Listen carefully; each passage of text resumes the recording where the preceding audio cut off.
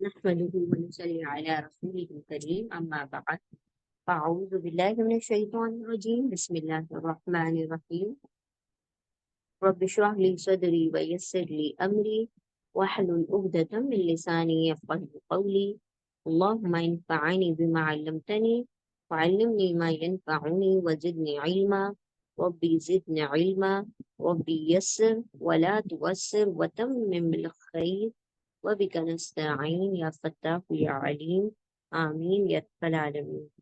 السلام علیکم ورحمۃ اللہ وبرکاتہ۔ انشاءاللہ آج ہم کتاب الاربعون الولدانیہ 40 حدیث برائے اطفال، یعنی یہ 40 حدیث بچوں کے لیے، اس کتاب سے ہم حدیث نمبر 9 کا مطالعہ کریں گے، اور وہ حدیث ہے تکبر کی حرمت اور سنگینی، یعنی تکبر کتنی بری چیز ہے اور کتنا سخت جرم ہے۔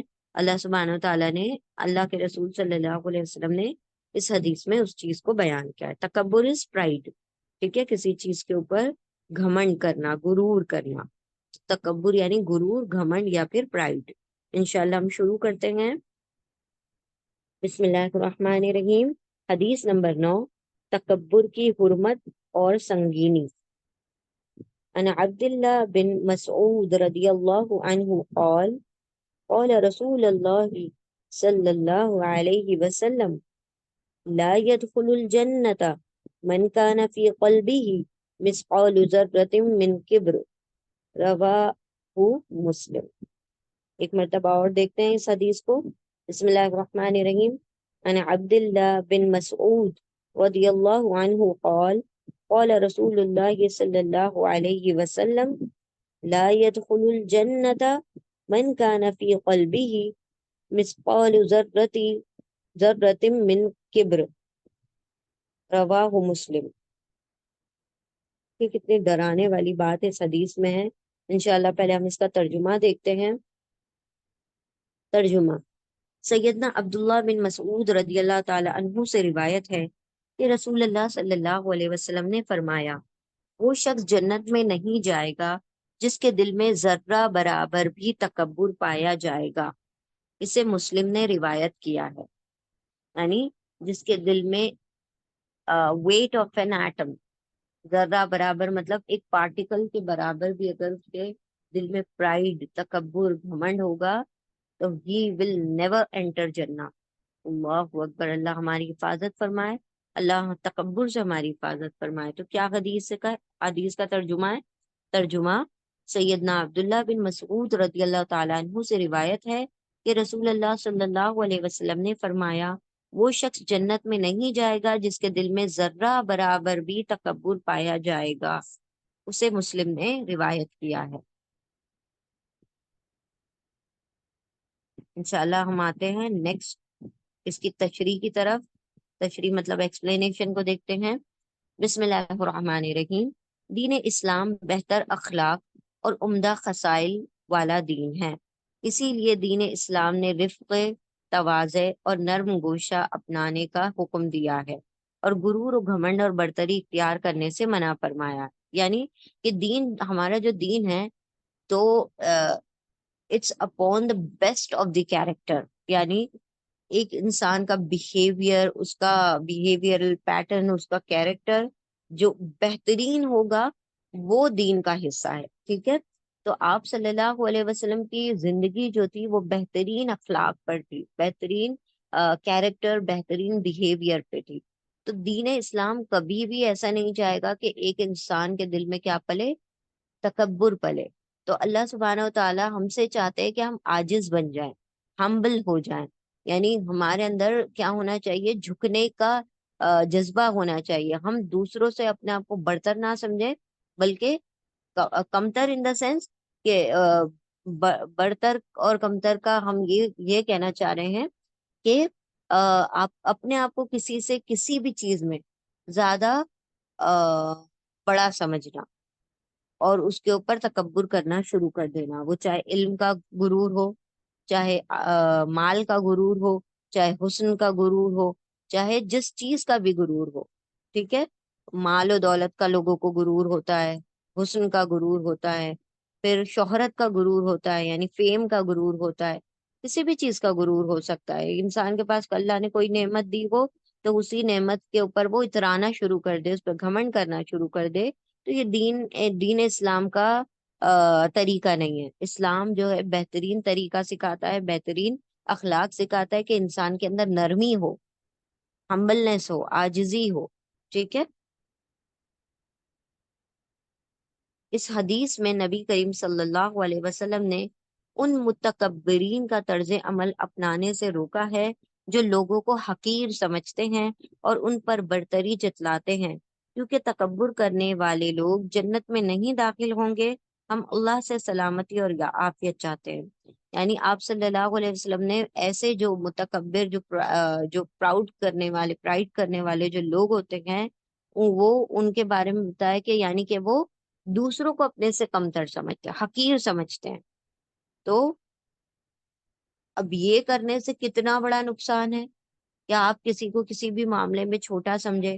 کوئی لوگ اگر جیسے برانڈز پہنتے ہیں تو وہ دوسروں کو کم سمجھتے ہیں، ارے تم تو کیا کرتے ہو، تم تو بازار کی چالو چیزیں پہنتے ہو، بیکار سی چیزیں، لوز آئٹمس پہنتے ہو، ہم برانڈ پہنتے ہیں۔ کچھ لوگوں کو اس بات کا تکبر ہوتا ہے، کچھ لوگوں کو اس بات کا تکبر، اپنے رنگ کا تکبر ہے، اپنی نسل کا، اپنی لینگویج کا تکبر، کسی کو کسی چیز کا تکبر۔ تو کوئی بھی انسان کے اندر کوئی کوالٹی ہوتی ہے، وہ اس کا کیا کرنا شروع کر دیتا ہے، مس یوز کرنا شروع کر دیتا ہے، اس کے اوپر گھمنڈ اور غرور کرنا شروع کر دیتا ہے، تو بس وہ اسی گھمنڈ اور غرور کی وجہ سے جنت میں نہیں جائے گا۔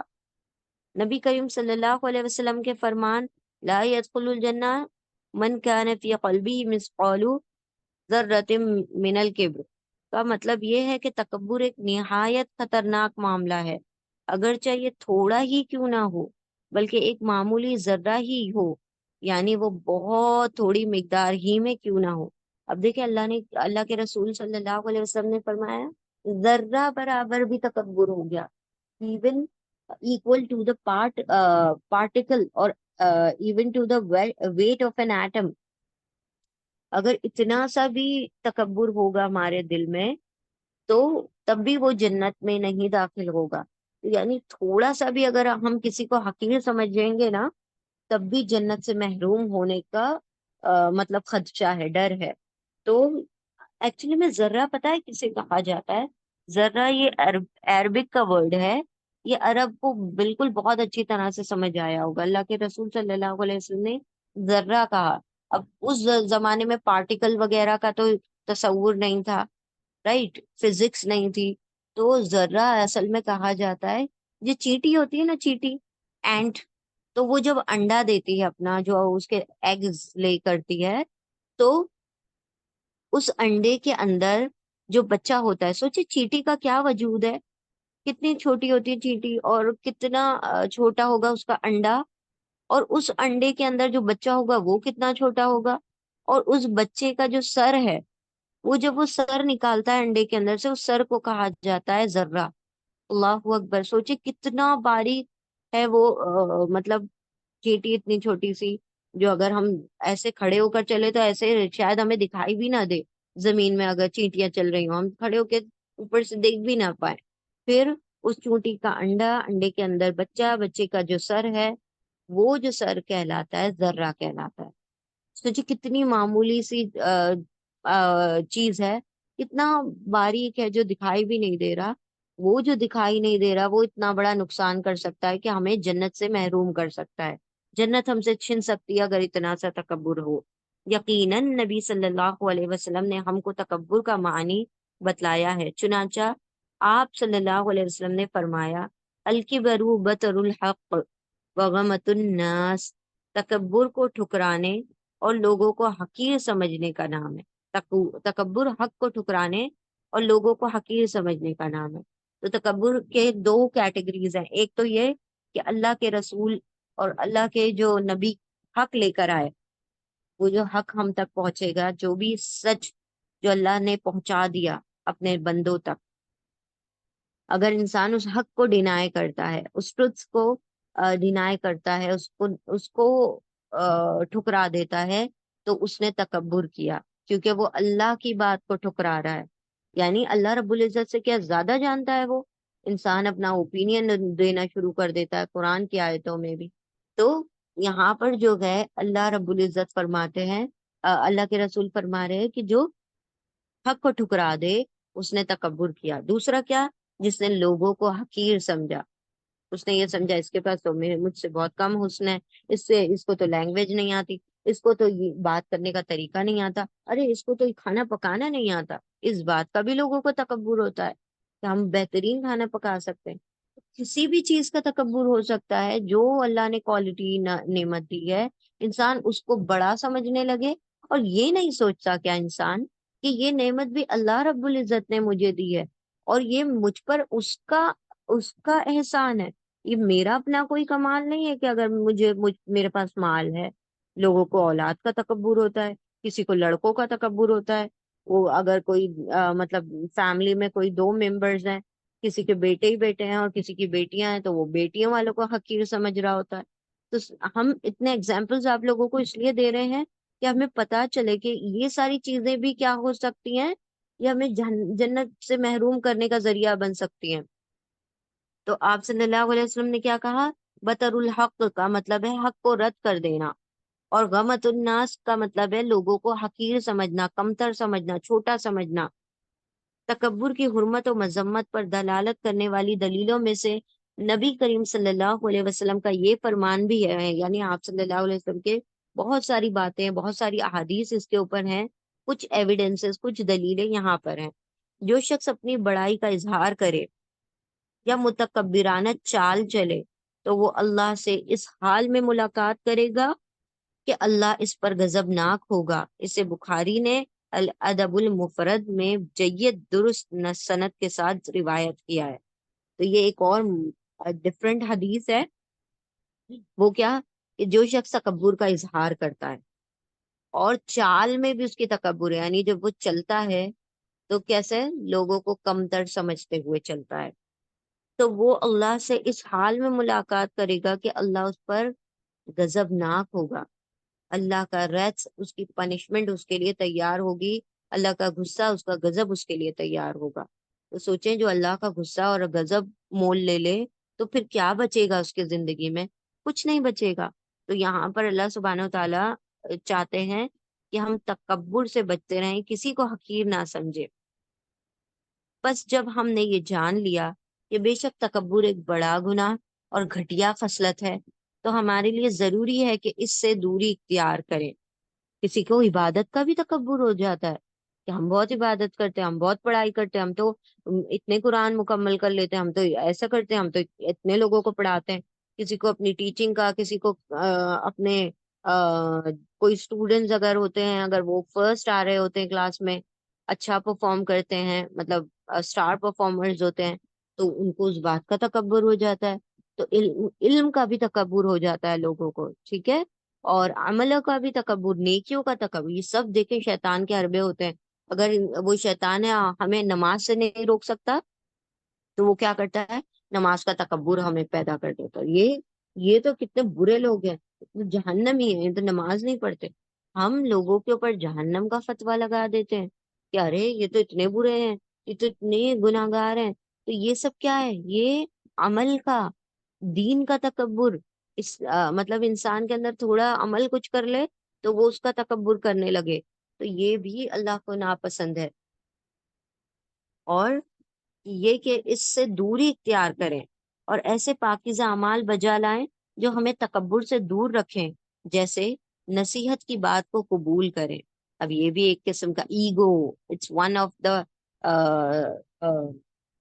کیٹیگری آف تکبر۔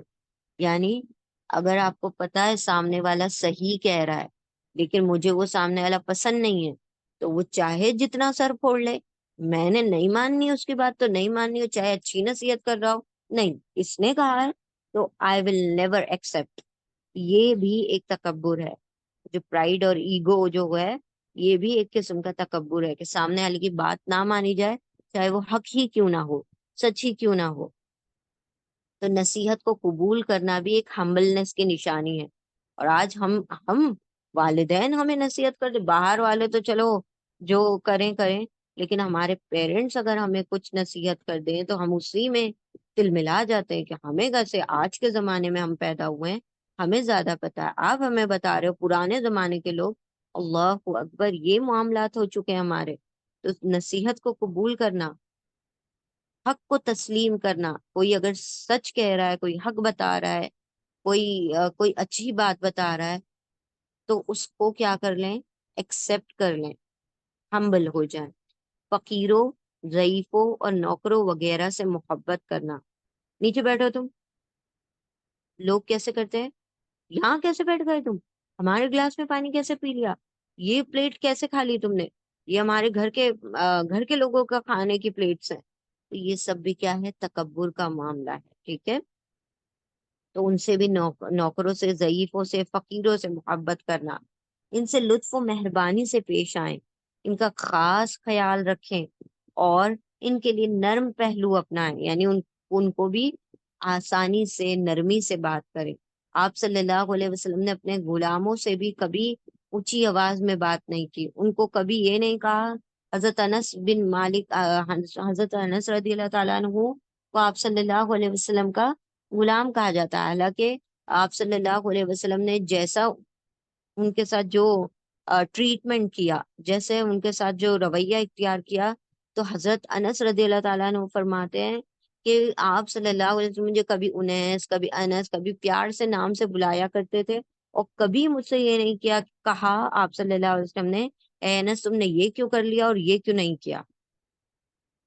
ہم تو ایک کانچ کی پیالی ٹوٹ جائے، ایک کپ بریک ہو جائے، تو ہم کیا کرتے ہیں، پورا گھر سر پہ اٹھا لیتے ہیں کہ تم میڈ، یعنی ہمارے ہاتھ سے ٹوٹا تو غلطی، اگر اس کے ہاتھ سے ٹوٹ گیا تو تم نے تو بہت بڑا نقصان کر دیا، ایک آفت، ایک قیامت آ گئی۔ تو پھر اس کو پکڑ کے جو سناتے ہیں، تو بس یہاں پر ضروری ہے کہ ہم اپنے اندر اتنی نرمی رکھیں کہ ہم ان کو ٹالریٹ کر سکیں۔ وہ غلطی جو ہم سے ہو سکتی ہے وہ ان سے بھی ہو سکتی ہے، اگر ہم انسان ہیں تو وہ بھی انسان ہے، ٹھیک ہے۔ تو ان کا خاص خیال رکھیں اور ان کے لیے نرم پہلو رکھیں۔ لوگ سمجھتے ہیں کہ ایک یہ جو ہے، یہ لوور کلاس کے لوگ ہیں، تو ان کو کیسا ہونا چاہیے، ان کو کوئی رائٹس نہیں ہے، تو وہ آپ کے گھر میں میڈز ہیں، وہ آپ کے غلام نہیں ہیں۔ تو اس چیز کا خیال رکھنا چاہیے، کیونکہ یہ باتیں دل کو پاک اور صاف رکھتی ہیں، اور نفس کو غرور اور برتری اور تکبر وغیرہ سے بری کر دیتی ہیں۔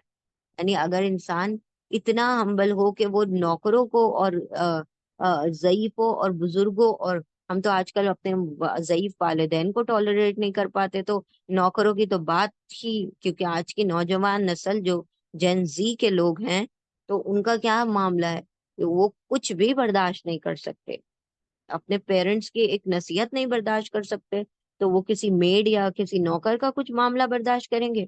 تو یہاں پر ہمارا دین ہمیں سکھاتا ہے کہ تم ضعیف ہو، جو تم سے بڑے ہیں، بزرگ ہیں، عمر رسیدہ لوگ ہیں، اور جو فقیر ہیں، اور جو تمہارے نوکر ہیں، ان سے کیا کرو، نرمی اختیار کرو، اور اس سے کیا ہوگا، تمہارا دل پاک رہے گا، اس سے نفس میں غرور پیدا نہیں ہوگا۔ اللہ سبحانہ و تعالیٰ ہمیں تکبر سے محفوظ رکھے، کسی بھی چیز کا، نہ علم کا آئے، نہ عمل کا آئے، نہ دین کا آئے، نہ اللہ سبحانہ و تعالیٰ ہمیں مال کا تکبر دے، نہ اولاد کا تکبر دے، نہ کوئی نعمت اگر ہمیں دی ہے اس کا تکبر دے۔ لوگوں کو اس بات کا تکبر ہو جاتا ہے، ہم پیسے والے ہیں، اس بات کا تکبر، ہمارا اپنا گھر ہے، ہمارے پاس اپنی کار ہے، اپنا اپنا اسٹیٹس ہے، اپنا لیول ہے، تو اس چیز کا بھی تکبر نہیں ہونا چاہیے۔ یہ جو بات ہے یہاں پر ایک شعر پر مکمل کرتے ہیں، حباب بحر کو دیکھو وہ کیسا سر اٹھاتا ہے، تکبر وہ بری شے ہے جو فوراً ٹوٹ جاتا ہے۔ یعنی دیکھو، پانی کے اندر، سمندر کے اندر جو بلبلے اٹھتے ہیں، کیسے اوپر اٹھ کے آتے ہیں، لیکن کیا ہوتا ہے، with in fraction of second, ابھی ایک سیکنڈ بھی نہیں گزرے گا، وہ بلبلا پھٹ کے ختم ہو جائے گا۔ تو یہ جو تکبر کرنے والے جتنا چاہے پھول جائیں، وہ پھٹ کے ختم ہو جائیں گے، یعنی کہ ان کا غرور اللہ رب العزت چکنا چور کر دے گا۔ الحمدللہ، یہاں ہماری حدیث نمبر 9 مکمل ہوئی۔ وآخر دعوانا ان الحمد للہ رب العالمین۔ اللہ رب العزت سے دعا ہے کہ تکبر جیسی نازیبا اور گھٹیا ترین چیز سے اللہ رب العزت ہمارے دلوں کو محفوظ رکھے، ہمارے ایمان کو محفوظ رکھیں، تاکہ ہمارا جنت میں جو داخلہ ہے مشکل نہ ہو۔ اللہ رب العزت ہمارے جنت میں داخل ہونے کو آسان فرما دے۔ آمین وآخر دعوانا ان الحمد للہ رب العالمین۔ جزاکم اللہ خیرا کثیرا۔ السلام علیکم ورحمۃ اللہ وبرکاتہ۔